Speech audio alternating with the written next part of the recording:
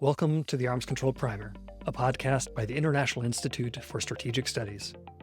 I am your host, Alex Bollfrass, the head of strategy, technology, and arms control, based in Berlin. On each episode, we welcome the world's leading experts in arms control to share their knowledge and assessments on the most critical issues. Whether you are new to the topic or need a refresher, please join us in our exploration of the nuclear past, present, and future. In this season, we examine the histories and policies of countries that may have had nuclear weapons ambitions or even nuclear arsenals, and gave them up. We search for lessons for non-proliferation, arms control, and disarmament.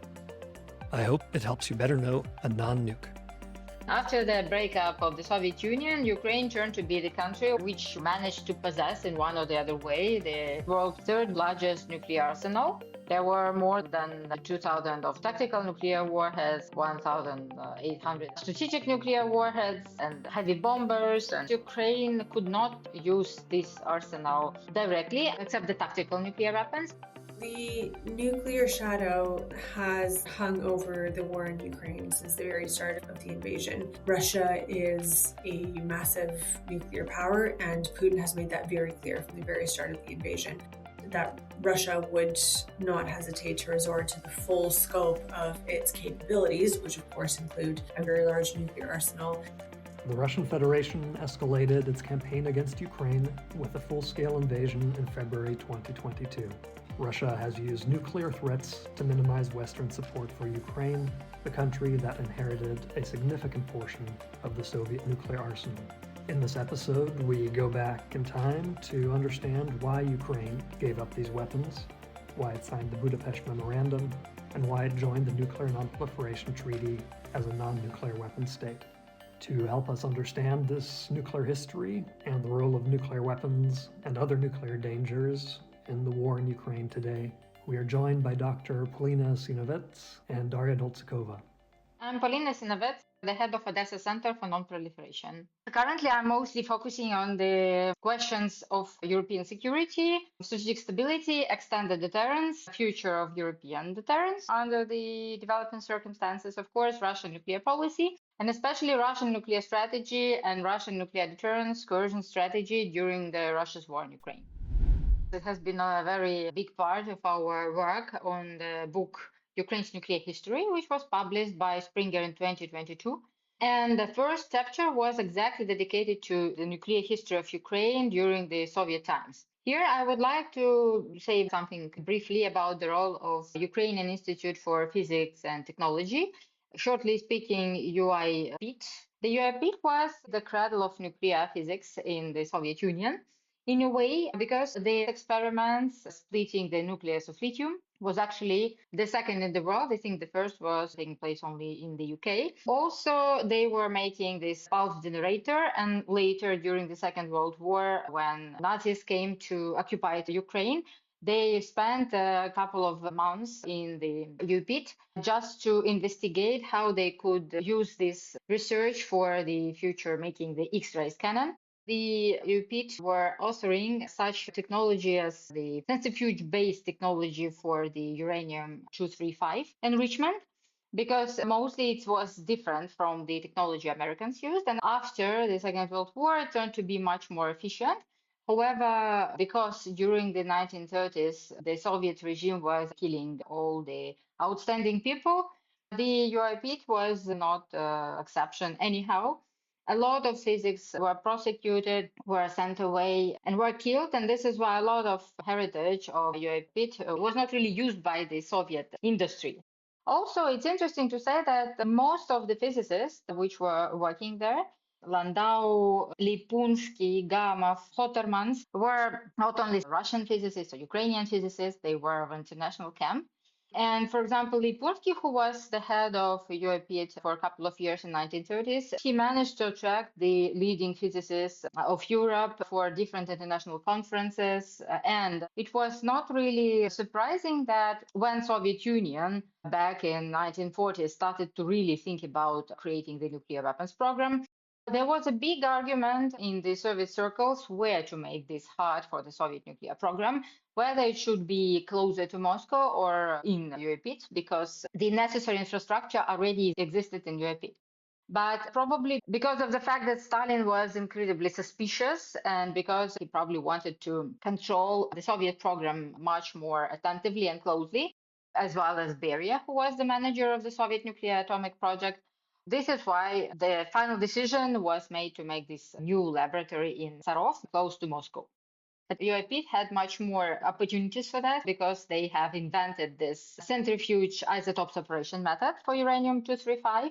And also because in 1940s, just because the Manhattan Project was established, the physicists from UIP, Victor Spinel and Vladimir Maslov, they already started to think about the necessity to build a nuclear bomb just before Hitler, because of course it was the general concern for everyone. And Maslov and Spinel, they wrote the report to Moscow, to the Soviet Politburo, which was called The Use of Uranium as the Explosive and the Poison, where they were describing the necessity and the possibility that uranium-235 can be used as the main material to create the nuclear bomb. The design of first nuclear bomb was suggested by Maslov and Spinel in 1940s. It was kind of complete design in this report. However, of course, in Moscow, nobody really was thinking about the possibility of using nuclear elements as a weapons. At that point, nobody was really caring about that. And they said that there were some mistakes or inconsistencies in this project. And there probably were some inconsistencies like sharp angles, but the basic design, which Maslov and Spinel suggested, was the very proper design of the nuclear bomb. However, of course, that main Soviet nuclear program, they were lagging behind the United States very much because they didn't care about the possibility of using uranium for the bomb. And only when Hiroshima and Nagasaki happened, Stalin gave an order to accelerate works on the bomb. And then the first Soviet bomb was stolen from the Americans. The design was stolen from the English Americans because it was given by Klaus Fuchs, the German physicist who worked in the Manhattan Project. And it was the copy of the Fat Man made by Americans, while Maslov and Spinel suggested the fission-based nuclear bomb. So it was a very different design. It was that design which was maybe closer to the little boy made by Americans, but it was very independent research. And if Soviets really proceeded with the ideas of Maslov and Spinel, then by 1945, they would probably also have nuclear bomb. After the war, he received this patent for inventing the atomic bomb, but there was not that much. I mean, it would be a reassuring award, but it didn't anyhow compensate the fact that the Soviet Union didn't use that capability. The other physicist, Maslov, he was killed during the Second World War, but Spinel later was participating in the Soviet nuclear program. The UIP was also involved as a part of the Soviet nuclear program. It was so-called Laboratory Number 1, where they made secret works complementing Soviet nuclear program regarding the uranium centrifuging, the split of nucleus. Later, also, Soviet Union, they started to call it Kharkiv Institute of Physics and Technology after the Second World War, and it was also involved in the Soviet thermonuclear program as well. The Kharkiv Institute brought a lot of important expertise and research to the Soviet nuclear program, and unfortunately, it was not enough used by the Soviets just because of that fear and all these repressions. We know that there were several physicists there. Friedrich Hottermans, the famous German physicist who was involved in the German nuclear program later. And in 30s, he was working for the UIP. But then, because many of physicists, Soviet, Germans, Austrians, they were arrested by the Soviet NKVD. Many of them, they were prosecuted, but because Hottermans, he was blamed that he was the agent of Gestapo. But of course, at that moment, he was just working for the Soviet Institute. But it was very typical, an allegation, if you were German at that moment. So he was arrested by NKVD, but to his luck, later he was not prosecuted, but he was exchanged with Germans for some Soviet agents. And then later he started to work with Ardennes Institute, who worked for the German nuclear program. And this is why Germans came in when they occupied Kharkiv in 1940s, in the beginning. They came to look for some developments of UAP just because Hottermans knew that there were a lot of interesting information which could be later involved in the German nuclear program. There was a very rich heritage of Kharkiv's contribution, and also later people from Kharkiv were brought to Kiev, which also had the Nuclear Institute laboratories for supporting Soviet nuclear program, civil as well as the military one. After the breakup of the Soviet Union, Ukraine turned to be the country which managed to possess in one or the other way the world's third largest nuclear arsenal. There were more than 2,000 of tactical nuclear warheads, 1,800 strategic nuclear warheads, and heavy bombers. So it was enough. Of course, Ukraine could not use this arsenal directly, except the tactical nuclear weapons, because this is very important. Sometimes the relevance of the tactical nuclear weapons are missed because the operational control over strategic nuclear weapons, it belonged to the Russian authorities then. And without sending this order, nobody could really use it. But on the other hand, the permissive action link, which was connected with the tactical nuclear weapons, they started to be established on the Russian nuclear weapons already in the beginning of 1990s. There is all reasons to believe that, according to the declassified documents, that the tactical nuclear weapons which Ukraine possessed at the territory was usable by any field commander. And this is why Russians were incredibly concerned about withdrawing these tactical nuclear weapons from Ukraine as fast as possible. And this is why it was such a big scandal in February 1992, when President Kravchuk suddenly stopped the withdrawal of tactical nuclear weapons of Ukraine to Russia. Because before that, there was the agreement, according to Belavesh Agreement, Almaty Agreement, and others, Ukraine and other former Soviet states, they had to withdraw tactical nuclear weapons to the Russian territory by summer 1992. So when in February Kravchuk stopped the withdrawal of tactical nuclear weapons, it was a big scandal. Even Russian commanders were sending all these mad letters full of anger, saying that if Ukrainians would not withdraw, we will destroy it on the territory of Ukraine. So it was a big concern in Russia that something happens. Because following that decision of Kravchuk to stop the withdrawal, in April, Verkhovna Rada, they adopted the decree that Ukraine has the administrative property over these nuclear weapons. And this is why nobody could actually withdraw it without the decision of Verkhovna Rada or the president. And the interesting moment of history here was that in June 1992, when Kravchuk was visiting Washington, he suddenly got the greetings from the American journalists that Ukraine has finished the withdrawal of tactical nuclear weapons to Russia. And Kravchuk was shocked because he never ordered to renew the withdrawal. And then he asked Verkhovna Rada, because Verkhovna Rada had this decree to control these assets like nuclear weapons. And Verkhovna Rada also didn't have any idea. And then MFA as well. And then they asked the Minister of Defense, which was the Minister of Defense formed still during the Soviet Union times, where most of the generals, they were, of course, connected with Moscow and so on. And then the Minister of Defense said that because there was a technical problem in the relationship of Russia and Ukraine, because initially Kravchuk stopped withdrawal of tactical nuclear weapons because of the pretext that Ukraine got the information that these nuclear weapons will not be destroyed by Russia, but will be used. And it was logical because Ukraine possessed new tactical nuclear weapons, while tactical nuclear weapons which were stationed in Russia, they were pretty old and outdated. So it was pretty logical that Russia would use them, but because Ukraine wanted to stop the withdrawal, they used it as a pretext. However, because in April, Russia made this kind of formal agreement with Ukraine that it will destroy all the withdrawn tactical nuclear weapons under the control of the Ukrainian Commission. So this was the document, but this document didn't cause automatic renewal of withdrawal of nuclear weapons because some order should have followed, like the order of the president or the order of the parliament, that because of this document, the withdrawal should be renewed. However, Minister of Defense said that because there was a document, we used our control over these weapons just to withdraw them to Russia.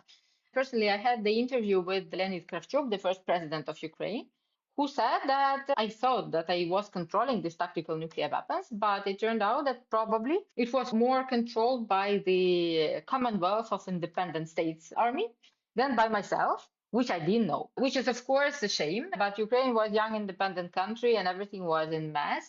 But after the withdrawal of tactical nuclear weapons, I think that Russia and the world could be pretty sure that Ukraine would not be able to use any other weapons deployed at the territory of Ukraine. However, what is also important here that Ukraine was not that quick to give up nuclear weapons, unlike Russia and Belarus. And the first ratification of the START 1 treaty, which was a part of the whole deal, which had this part as a Budapest Memorandum, which Ukraine, Belarus, and Kazakhstan had to sign as non-nuclear state, joining the NPT. First, Ukraine ratified it in November 1993, having crossed the articles about joining the NPT as non-nuclear state. So actually, Ukraine has signed the treaty on the same conditions as Russia and the United States, promising to get rid of the 36% of its missile arsenal and 45% of its nuclear weapons arsenal, which also was a big scandal because Ukraine has become the young democratic country with a new parliament, which was not subordinated to some party officials. And this parliament, they sincerely didn't understand why should Ukraine give up that kind of big wealth, big asset just for free because Russia wants it or because the United States wants it. This is why they just didn't want to do it for free. They just didn't want to give up everything at the moment when Ukraine was suffering from the strong economic problems and also international pressure. And this is why the main idea was to slow down this process of disarmament and then to somehow maybe to give it up, but not that quickly. But at the end, with the change of US administration from Bush to Clinton, things changed also because the attitude of the US administration changed completely.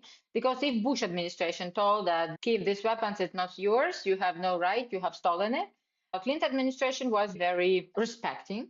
And the main order and the main instruction of Clinton administration how to deal with Ukraine was just give them whatever they want, whenever they want, as much as they want, to persuade them that we share their concerns, that their way they are withdrawing nuclear weapons will not be for free. Also, the program of non-nuke was suggested. There was a lot of promises that Ukraine's voice is heard, that Ukraine's opinion is considered, and that Ukraine is a full-fledged partner in negotiations, a similar full-fledged partner as Russia. And coming to the Budapest Memorandum, this is why Ukraine, already under the different president, President Kuchma, managed to adopt the law on the non-nuclear status, which is also a very interesting law before signing Budapest Memorandum. Which is also a very interesting law because it's very much connected with the Article 10 of NPT, which tells that this is our nuclear weapons, we give them up, but in case if some extraordinary circumstances emerge, we may withdraw a decision and withdraw a membership from NPT. So very much complying with the Article 10 of NPT when if the extreme threat to the security of the state or jeopardizes the vital security, and this is why the state may withdraw. And therefore, we managed to join the Budapest Memorandum. Also, the Budapest Memorandum took place, and then it's probably also connected with the bureaucratic politics.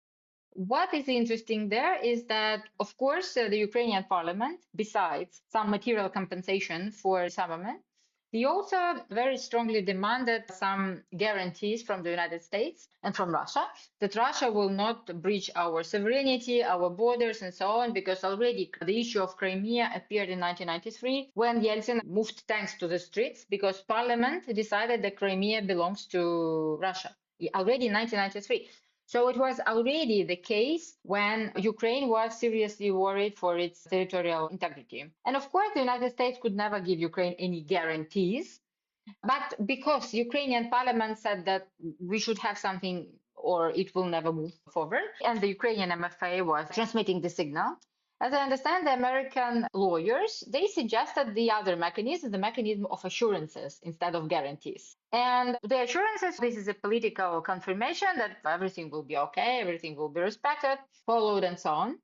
However, because Budapest Memorandum has different copies of translation, it has the English copy, which the Americans are following, and the UK. Also, they have Russian language and Ukrainian language copies, where assurances are translated as guarantees. This is why when our Ukrainian diplomats came to the parliament with this copy of the Budapest Memorandum, it was said that it was written there in Ukrainian, and even one could check in Russian, that Ukraine received guarantees from the United States that our security will be taken care of. And what also sounds weird, but it took place that Budapest Memorandum for Ukraine, it substituted the whole notion of deterrence in any shape, because in the military doctrine of Ukraine, even 2012, There was the idea that in case if conflict erupts, our main code of conduct will be referring to our guarantors on the Budapest Memorandum to take care of the situation and to protect us. So we actually didn't do anything to boost our security. We didn't do anything to enhance our security. We were relaxed,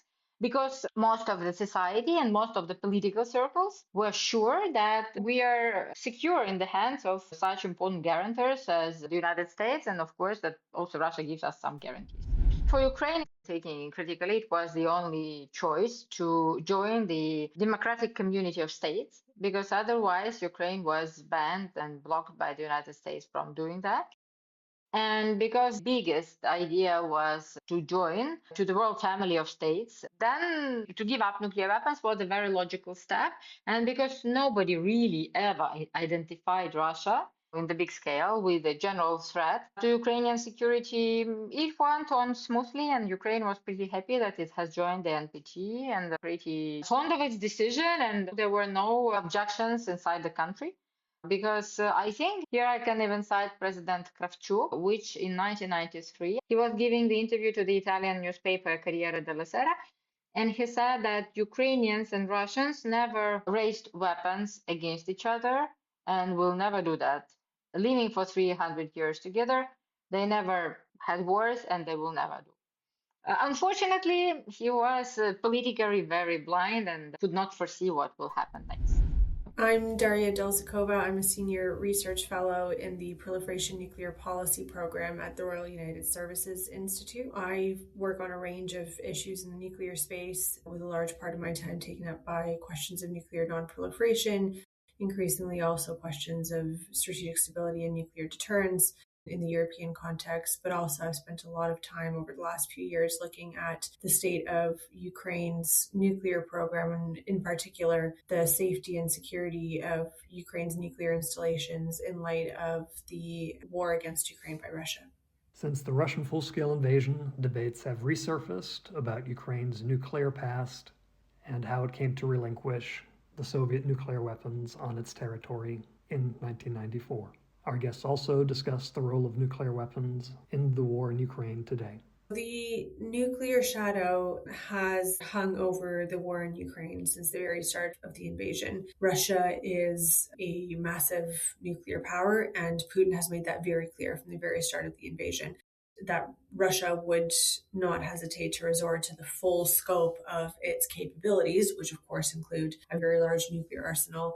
There is a bit of a debate over the extent to which concerns over Russian nuclear use, or escalation at least in Russian nuclear threats, how much that impacted on both the scale and the speed of the Western support for Ukraine. So every time that the Ukrainians asked for more and more advanced systems to support them, the support came arguably slower than the Ukrainians would have liked. And I think it's very valid to consider to what extent did the concern over the potential escalation from the Russian side to potentially eventually resorting to nuclear weapons, how much that actually tempered the response and slowed the response from the West. Now, I think within there's lots of things to debate, and I think it'll be for archivists and decades to come to figure out how much of the concern over nuclear escalation and Putin's nuclear coercion, how much of that actually impacted on Western states' decision-making. I think there are other factors that played into that as well. Political factors, economic factors, own national defense factors, our ability to produce some of these capabilities at scale. That will have played into considerations as well. And then on the flip side, it's been interesting to observe the development of Russian reliance on nuclear threats and nuclear coercion over the course of this conflict, and how those threats and that coercion appear to being used to backstop concerns over shortages in conventional capabilities. Perhaps the clearest example that we are now aware of in the public domain was in October 2022, when the Russian military was facing quite significant losses and pushback in Ukraine. And apparently we now know, although we don't have all the details, that there was some kind of sign that the US intelligence community had picked up on that seemed to indicate that there was perhaps some more serious thinking within the Russian system on the potential use for nuclear weapons to backstop those conventional setbacks, presumably. Again, we don't know the details of what happened, certainly not in the public domain. Thankfully, it never got to that. But I think it certainly was a wake-up call for us working in the space of the continued salience of nuclear weapons in Russian thinking. And we saw that again with the changes in the Russian nuclear doctrine and the lowering of the threshold for nuclear use in the Russian doctrine. From the perspective of the development of Russian nuclear thinking and strategic thinking more broadly, I think the Ukraine conflict, I wouldn't say that it's shifted Russian thinking fully. I think it's exacerbated some existing trends in Russian concerns over, for instance, second strike, survivability of its strategic deterrence and of its second strike capabilities. We've seen, I think, the exacerbation of some of those trends that were already emerging prior to the conflict. There are a lot of speculations what would happen if Ukraine had nuclear weapons. And personally myself and also some of my colleagues also even said that probably the hypothetical existence of nuclear weapons in Ukrainian hands would never prevent Russia from annexation of Crimea because it was made with a very hybrid methods and through the referendum on independence and so on. But I would say that I'm pretty sure that having nuclear weapons, Ukraine would avoid the scenario of 2022 when Russia directly attacked Ukraine, like the full-scale invasion, because Putin is such a leader, which is very cautious. He has been incredibly cautious in waging wars only with the weaker enemies. He was waging Chechen wars, he was waging wars in Georgia, and then Ukraine looked very easy as a victim. And this is why, of course, if Ukraine had nuclear weapons, he would have very different considerations. And that would probably never happen. The question, of course, that Ukraine could never probably retain nuclear weapons, but hypothetically, if Ukraine was a nuclear country, it could never happen. We see a very strong influence of nuclear element in the Russia's war in Ukraine. And this very strong element also was reflected in the autumn crisis of 2022. Before I will speak about this autumn crisis, I would like to say that the 21st of February 2022, when Putin attacked Ukraine, he had a televised speech where he said that whoever interferes in this conflict will have the unprecedented consequences. And that was a very strong nuclear hint. And then in March 2022, President Biden released the tweet that the United States would not permit Russia to touch any part of NATO territory, but we are not going to wage Third World War because of Ukraine, which actually showed the most vulnerable spot of the United States and the most vulnerable spot of the Biden administration, the fear of nuclear war, which Putin and his administration used with a great pleasure, because if somebody says, I'm afraid of that, then of course you'll be the fool not to use this fear. And this is why Russia's war has been accompanied by a very strong nuclear messaging. I think that together there were 136 nuclear signals coming from Russia during the war. However, only one nuclear signal turned to be very serious. Many analysts are coming to the agreement that, yes, that Russian nuclear coercive signals have detained the supply of ATACMS to Ukraine for at least a year or a year and a half. But besides that, in autumn 2022, when Ukraine started its counteroffensive operation, there was about 30,000 of Russians gathered in Kherson, and they had to withdraw from Kherson, crossing the Dnieper River. And they could be very vulnerable while crossing the Dnieper River, and they could receive a very strong defeat from Ukraine. And simultaneously, the American intelligence gave the American president the information that the amount of nuclear conversations about the possibility of using tactical nuclear weapons against Ukraine has tremendously increased in Moscow and in Kremlin. And this is why Biden administration started this private signal communication with Putin and his administration. And as a result, there was a range of signaling sent to Moscow. However, it was not that easy because it was a whole month, starting from the end of September up to the end of October, which was full of very strong persuasion. And at the same time, it was not that easy to stop Russia from pressuring. Because when the U.S. Defense Secretary Lloyd Austin sent very strong message to Russian Minister of Defense Shoigu, and he said that Ukraine is not our vital interest, but in case if you use nuclear weapons, it will immediately become the vital interest of the United States, and we'll start using all the measures we're restraining from even involving some conventional things. Also, he said that it will become a matter of global importance and Russia will become the world pariah. Apparently, the signal turned to be quite strong to such an extent that in a day, Shoigu called to the United States, UK, France, Turkey, China, India, announcing that Ukraine is already on the final stage of building up of a dirty bomb. And we know dirty bomb is the weapon which is having the conventional explosive, but also it has some radioactive element inside. So in case if it's exploding, it is dispersing these radioactive elements over the location, and it creates the effect of Chernobyl similar to that. Everybody knew that it's not the fact.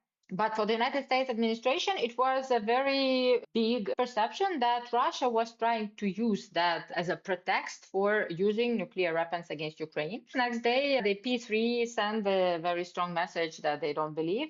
Also, the IAEA was invited immediately to Ukraine to check all the nuclear sites and had the report that there was nothing found.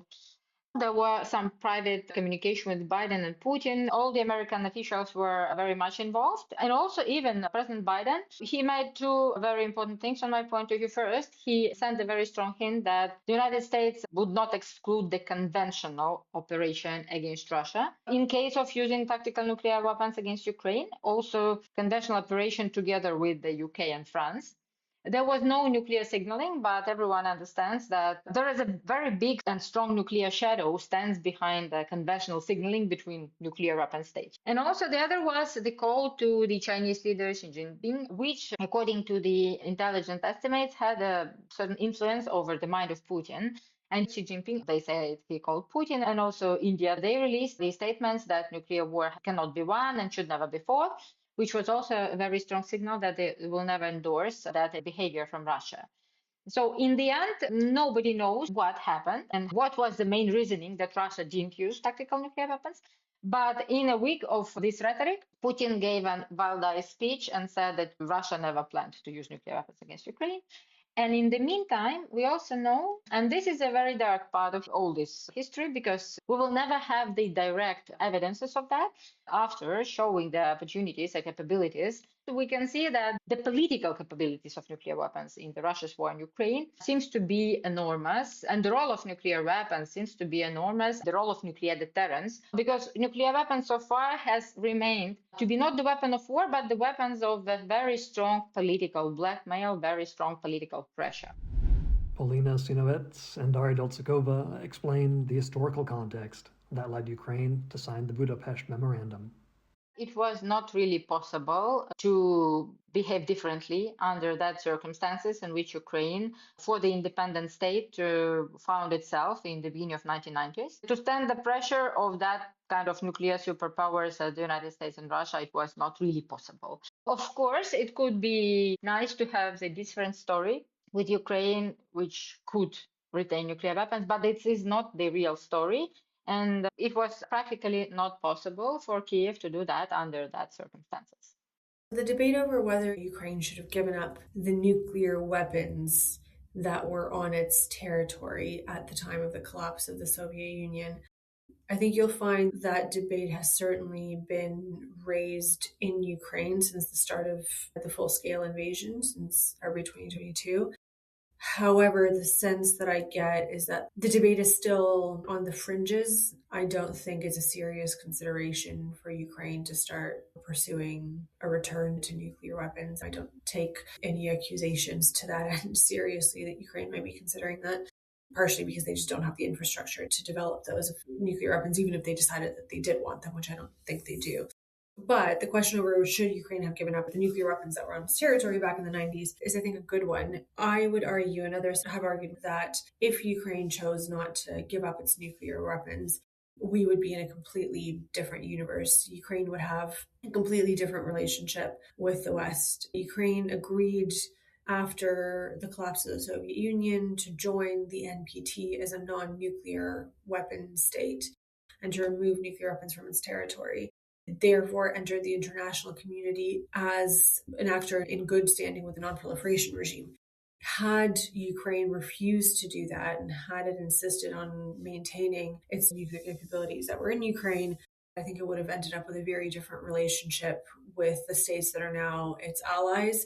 I think it would have ended up in a very different economic situation because it's not cheap to maintain nuclear capabilities and to advance them to the point where the nuclear deterrent actually remains credible. So I think we're dealing with a little bit of a hypothetical scenario in which, again, I think we'd just be in such a completely different universe that I buy the argument, fine, that perhaps if Ukraine had nuclear capabilities, Russia would not have as readily invaded the country.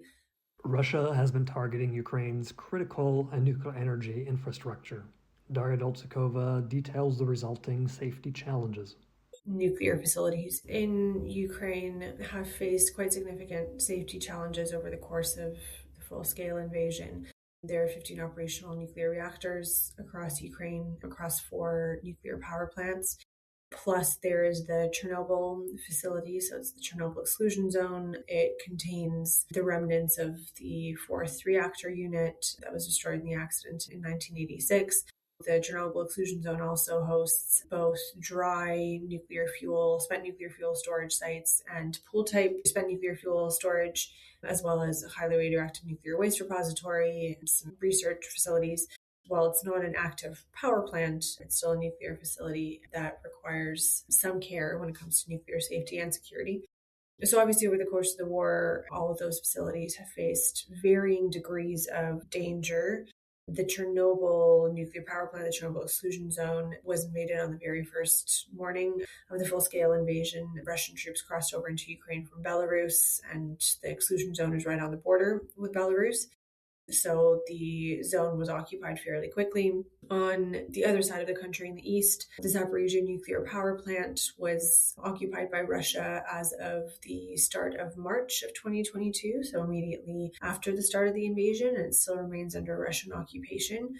The other nuclear power plants across Ukraine have not had to deal directly with the Russian military, if you will, but nevertheless, they have faced their own challenges as a result of the invasion. One of the most critical aspects of nuclear safety is the continued provision of external power to those facilities to make sure that their cooling systems or safety systems can continue to operate well and reliably. And with Russian attacks on Ukraine's energy grid more broadly, that has also caused multiple disruptions to Ukraine's nuclear power plants across the country. So they've lost external power supply multiple times. The Zaporizhzhia nuclear power plant, of course, is in the most precarious situation, being quite close to the line of contact. So that facility faces threats of disconnection from external power, but it also has lost its ultimate heat sink, which was crucial for the cooling of the 6 reactors that are at the Zaporizhzhia nuclear power plant. And that was the Kakhovka reservoir, which was drained and evaporated eventually after the destruction of the Kakhovka dam. There are other concerns over availability of personnel to operate all these facilities, and Zaporizhzhia in particular, the capacity or the ability to provide the maintenance that those facilities need, and other issues as well. In terms of what safety measures have been taken to protect these facilities and to ensure that they continue to operate safely, there's only so much that can be done, really. In the case of the Zaporizhzhia nuclear power plant, that facility is completely under Russian control. So it's being operated by a subsidiary of Russia's nuclear state enterprise, Rosatom. The IAEA has a constant presence at the Zaporizhzhia nuclear power plant, as they do at Ukraine's other nuclear power plants. So they are there to keep an eye on the nuclear safety and nuclear security of the facility. Now, their access is not complete across the facility. If the Russian operators of the site don't allow them to see certain parts of the facility, then they don't get access to those parts of the facility. And for me, that certainly raises questions over the extent to which they're getting a full picture of the state of nuclear safety at the ZNPP. Another critical role that the agency plays on nuclear safety in Ukraine is the monitoring missions that they've had to the substations of Ukraine's nuclear power plants. So when we look at what the threats to the nuclear safety of those facilities are, of the nuclear power plants, yes, there's always the risk of direct attack on those facilities, but the more likely risk to them is the disruption of the provision of external power and attacks on substations to those facilities. So the fact that the IAEA is keeping an eye on those substations is quite critical from a nuclear safety perspective. Then there's also, of course, efforts like with other critical national infrastructure across the country and other key infrastructure across the country to maintain the safety of those substations and to defend those substations. Obviously, just broad air defense is going to come into play on that, but there's also been some efforts to bolster the physical protection of those substations, to build some kind of defenses around them. So that in and of itself is a nuclear safety effort, if you will, as well. Our guests conclude the episode with their perspectives on lessons learned from Ukraine's nuclear past and present.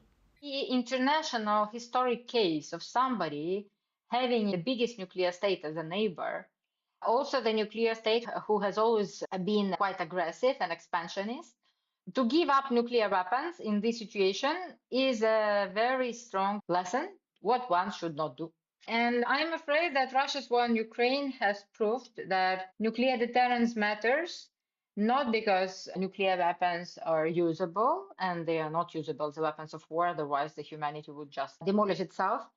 However, they present very strong, powerful instrument of impunity. It can cover conventional aggression. Under the umbrella of this nuclear shadow, you can perform any aggression against your neighbor without being punished.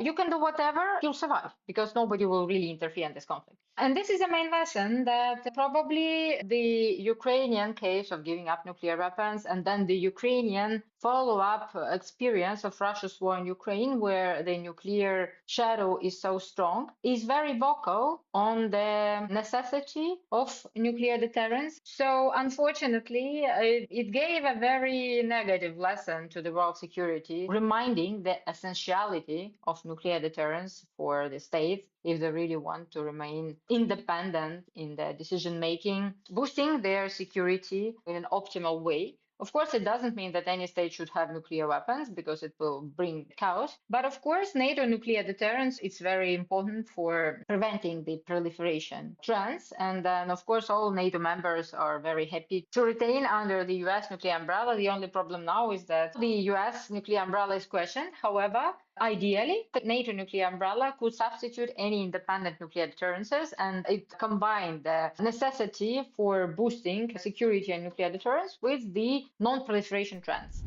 So I guess the question is lessons by whom or lessons for whom? I think there are states that are looking at Ukraine's experience and wondering what that means for them in terms of their own nuclear capabilities or nuclear ambitions. The case of Iran, of course, and whether Ukraine's experience has changed Iranian thinking on the value of developing a nuclear deterrent and the value that a nuclear deterrent might have in preventing invasion of its own territory.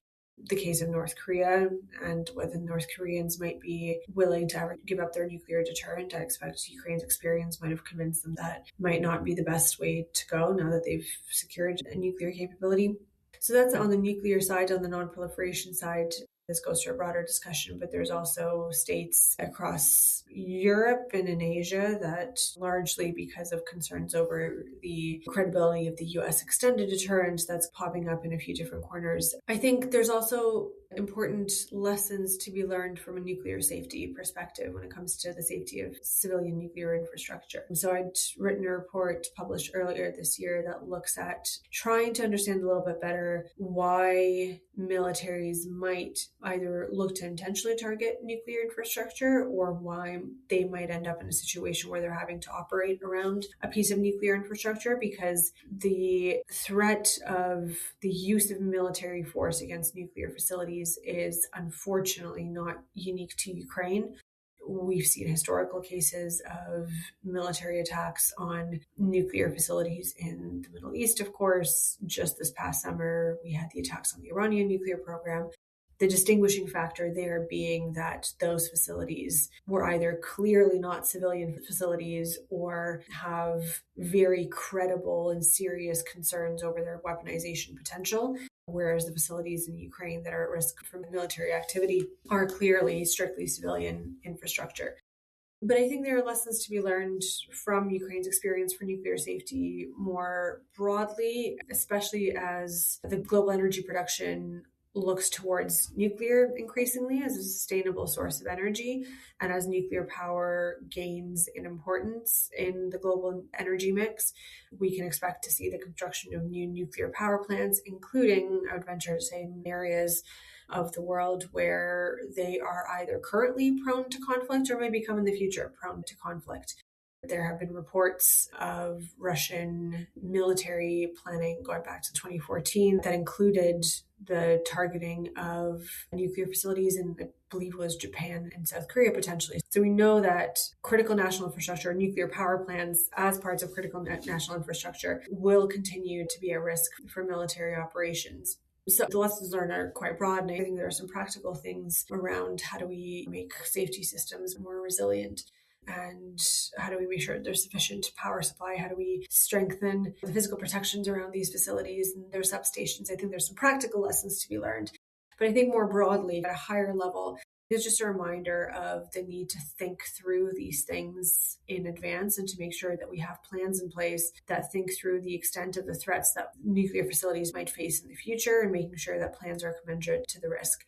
Most of the nuclear safety and security planning has been done largely around non-state threats to nuclear infrastructure. What happens if a saboteur or a non-state terrorist looks to target nuclear infrastructure? But I think this is a good reminder that we need to look at what are the state threats as well to nuclear facilities. And they will differ from country to country. I think me sitting here in the UK or someone in France or even in the US, the chances of nuclear power plants in those countries facing the same kinds of threats as those that Ukraine has faced from missiles and drones, I would venture to say, and I would hope, are quite low. But have we thought through properly what other disruption might come down those facilities, including cyber attacks, for instance? So I think it's just a reminder of the need to think through the safety of these facilities from state threats. But again, I think there's more practical lessons to be learned as well. And if anyone can help us develop our own nuclear safety procedures, the Ukrainians have such a wealth of expertise now. And unfortunately, because of the state of things in Ukraine, the continued war, there are a lot of nuclear specialists in Ukraine that might not be employed in their previous positions. Just as Zaporizhzhia nuclear power plant, the staffing numbers there have dropped significantly. And these are all highly trained nuclear specialists. So I think we need to learn how to leverage their expertise as well, especially for countries, again, who might find themselves at risk of attacks on their nuclear infrastructure. Thank you for listening, our guests for speaking, and the European Union Non-Proliferation and Disarmament Consortium for funding this series.